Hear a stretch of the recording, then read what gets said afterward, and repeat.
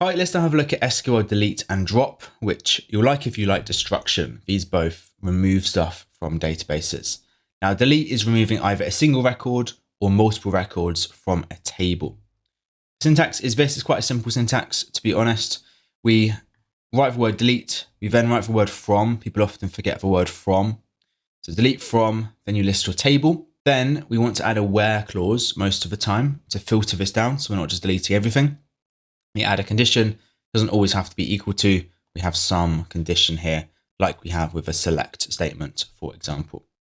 So let's say we have this table here. Let's say we are removing the records with a stock ID less than 76. Well, our SQL statement is going to be something like this. Delete from, then our table name, which here is products. Then we need to add a condition. We're only deleting records where the stock ID is less than 76. Quite simple. When this runs, it will delete, I'll go back a second, it will delete the first two records because both of these had a stock ID of less than 76. If you forgot the where clause, if you just had delete from, it would remove all of the records. So we add the where clause to be a bit more specific. To look at a second example, a bit of a longer question this time, we've got a different table called songs. We're told that in this table, a listing of 1 represents the highest listing possible. So 1's quite a small number, but actually 1 represents a high listing. We need to remove the records of songs that have both a listing lower than or equal to 10 and a stream count of less than 200 million. So a bit more to unpack here. First of all, we are told basically the listings order is kind of opposite to what we are thinking.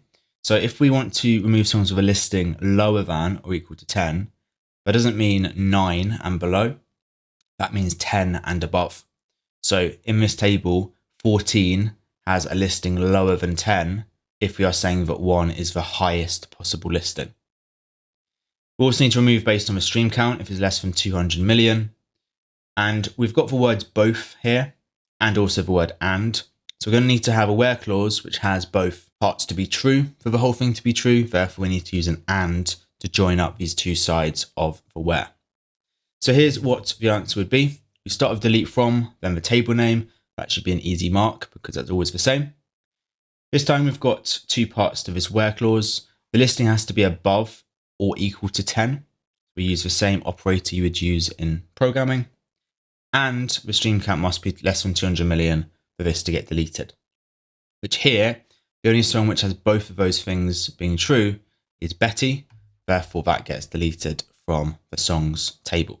And the last bit of SQL to look at is our most destructive. This is SQL drop. So a drop statement, often mixed up with delete. This one goes even further than delete because drop will remove an entire table or in fact, even an entire database. Very easy to use, very simple syntax. We simply write drop table, then you write the table name. That will delete that table. Databases also have names, less common for you to do full stop really, but we can also use drop databases where you can delete the entirety of your database. So it's different from delete because delete will only remove records. It won't delete the table structure itself. It won't delete the fields. So I could delete every record, but the table still exists. It's just empty. Whereas here, if I want to delete the entirety of this table, including the fields, I need to use drop, not delete. Very easy to do.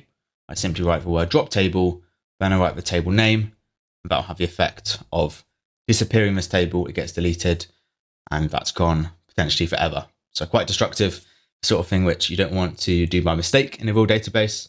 But in an exam situation, your biggest risk is just mixing this up with delete. Drop does go further and deletes the whole structure, not just certain records.